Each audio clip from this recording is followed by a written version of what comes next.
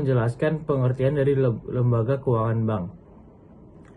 Lembaga keuangan bank adalah lembaga yang berfungsi menghimpun dana dari masyarakat dalam bentuk simpanan, lalu menyalurkan kembali dalam bentuk kredit atau pinjaman.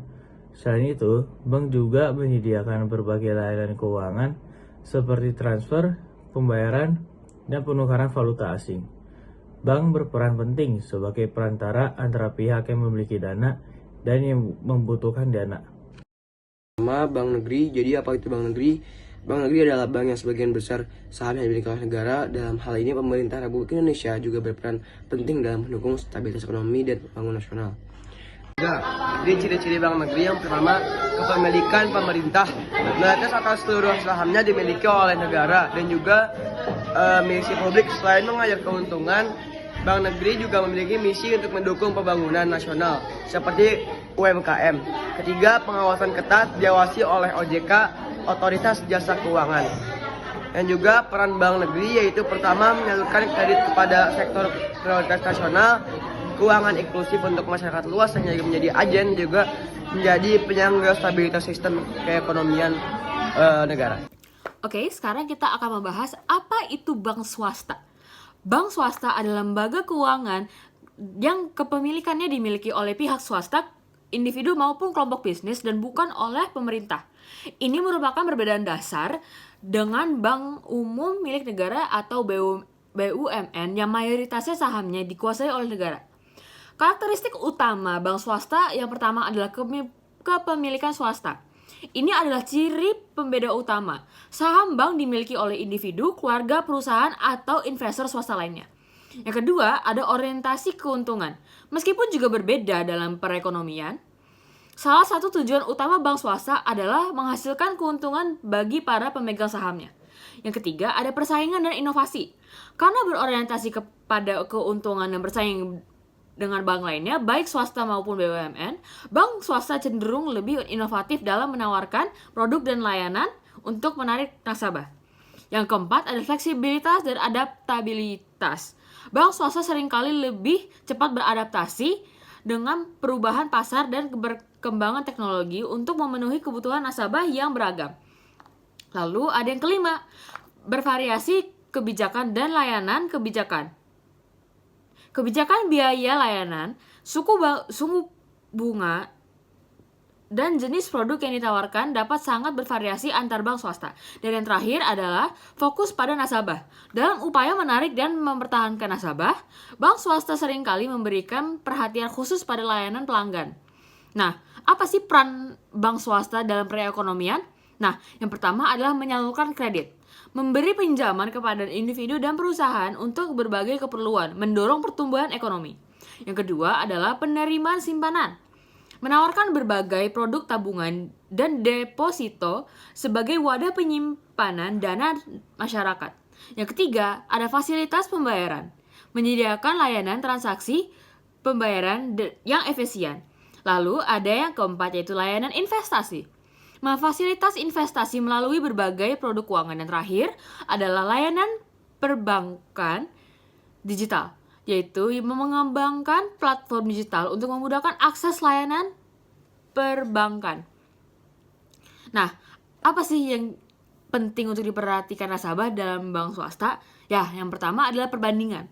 Selalu bandingkan produk, layanan, dan biaya antara bank swasta sebelum memutuskannya. Lalu ada yang kedua, reputasi. Pertimbangkan reputasi dan kredibilitas bank.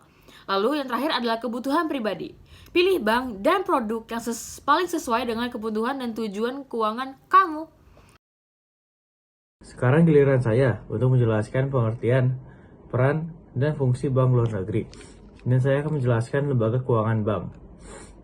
Bank luar negeri adalah lembaga keuangan yang berasal dari suatu negara, tetapi beroperasi di negara lain melalui cabang atau wakilan.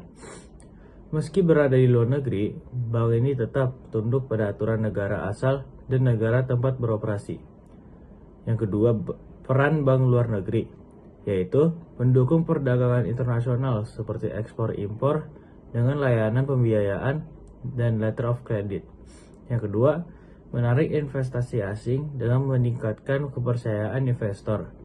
Yang ketiga, melayani transaksi valuta asing untuk perusahaan dan individu. Dan yang terakhir, mentransfer teknologi dan keahlian perbankan global. Yang ketiga tuh, fungsi bank luar negeri. Yang pertama, menghimpun dan menyalurkan dana dalam skala internasional. Yang kedua, menyediakan layanan keuangan global seperti transaksi, lintas mata uang, dan jasa kustodian. Dan yang terakhir, menjadi penghubung sistem keuangan antar negara, mempercepat arus modal dan informasi. Oke, BPJS adalah singkatan dari Badan Penyelenggara Jaminan Sosial, yaitu lembaga resmi milik pemerintah yang bertugas menyelenggarakan program jaminan sosial untuk seluruh masyarakat Indonesia. Tujuan utama BPJS adalah menjamin kesejahteraan sosial, khususnya dalam bidang kesehatan, ketenagakerjaan, sesuai dengan Undang-Undang Nomor 40 Tahun 2004 tentang Sistem Jaminan Sosial Nasional (SJSN) dan Undang-Undang Nomor 24 Tahun 2011 tentang BPJS. Lalu, BPJS itu terbagi menjadi dua. Yang pertama, BPJS Kesehatan. Mereka menyelenggarakan jaminan di bidang kesehatan. Dan yang kedua, BPJS Ketenagakerjaan. Mereka menyelenggarakan jaminan di bidang ketenagakerjaan seperti kecelakaan kerja, hari tua, pensiun, dan kematian. Kemudian jenis-jenis program BPJS. 1. BPJS Kesehatan. Mereka menjamin biaya pengobatan dan perawatan kesehatan bagi para peserta, baik rawat jalan maupun rawat inap, termasuk penyakit ringan hingga berat seperti jantung, kanker, stroke, diabetes, dan lainnya. Dan yang kedua, menanggung pemeriksaan kehamilan, persalinan normal, hingga operasi sesar sesuai rekomendasi dokter. Kemudian, iuran dibagi menjadi 3 kelas. Yang pertama, 150.000 per orang setiap bulannya. Kelas kedua, 100.000 per orang setiap bulannya. Kelas ketiga, 35.000 per orang sebulan setelah subsidi. Kemudian jenis program BPJS yang kedua, BPJS Ketenagakerjaan. Mereka memberikan perlindungan bagi pekerja termasuk siswa atau mahasiswa yang sedang magang atau praktek kerja. Program utamanya, jaminan kecelakaan kerja, menanggung biaya pengobatan jika terjadi kecelakaan kerja tanpa batas biaya selama masa magang atau kerja.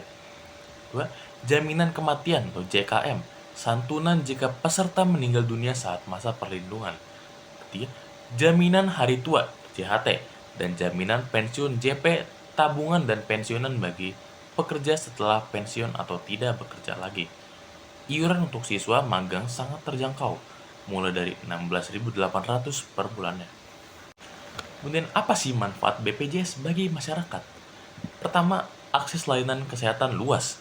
BPJS Kesehatan menanggung lebih dari 150 jenis penyakit dari yang ringan hingga berat, serta layanan kehamilan dan persalinan. Kedua, iuran terjangkau. Premi BPJS dirancang agar dapat dijangkau dari semua oleh lapisan masyarakat. Bahkan ada subsidi untuk kelas 3. Dan ketiga, tanpa medical check-up, tidak perlu memeriksakan kesehatan untuk menjadi peserta BPJS Kesehatan. Keempat, jaminan seumur hidup. Selama rutin membayar iuran, peserta berhak atas perlindungan seumur hidup. Dan yang kelima, perlindungan pekerja dan siswa magang.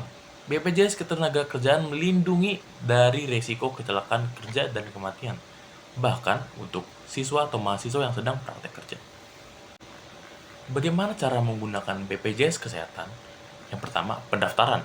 Pastikan sudah terdaftar dan memiliki kartu BPJS Kesehatan fisik atau digital melalui aplikasi mobile JKN.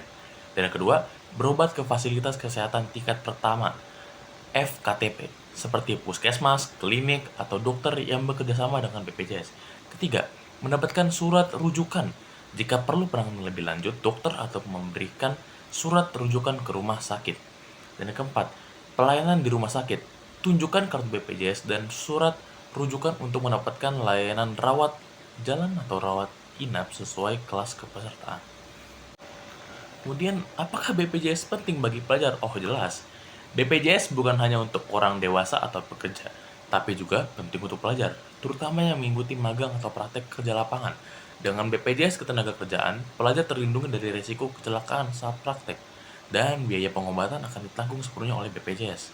Kemudian, edukasi tentang BPJS di kalangan pelajar sangat penting agar generasi muda sadar akan hak dan perlindungan sosial yang mereka miliki, serta siap menghadapi tantangan kesehatan dan sosial di masa depan.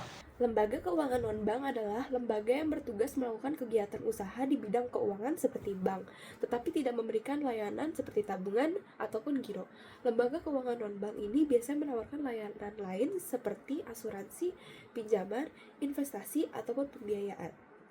Fungsi lembaga keuangan non-bank adalah berperan penting dalam mendukung perekonomian. Berikut adalah beberapa fungsi utamanya, yaitu 1.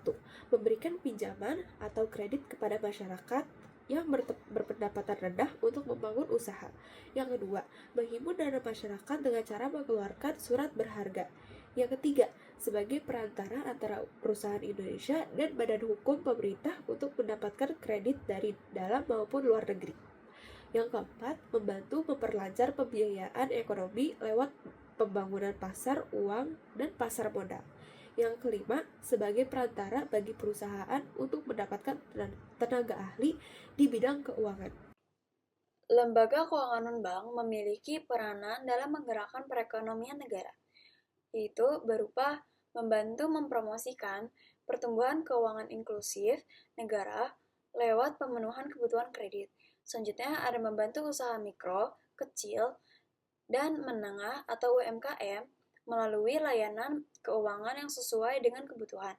Selanjutnya ada membantu pengembangan ekonomi lewat penciptaan lapangan kerja, penciptaan kekayaan, kredit bank di daerah pedesaan, dan aktivitas lain yang mendukung masyarakat yang lemah secara finansial. Selanjutnya ada menyalurkan sumber daya keuangan untuk pembentukan modal. Di sini aku akan menjelaskan tentang contoh lembaga keuangan non-bank. Yang pertama ada asuransi. Asuransi menyediakan perlindungan resiko dengan mengumpulkan premi dari nasabah.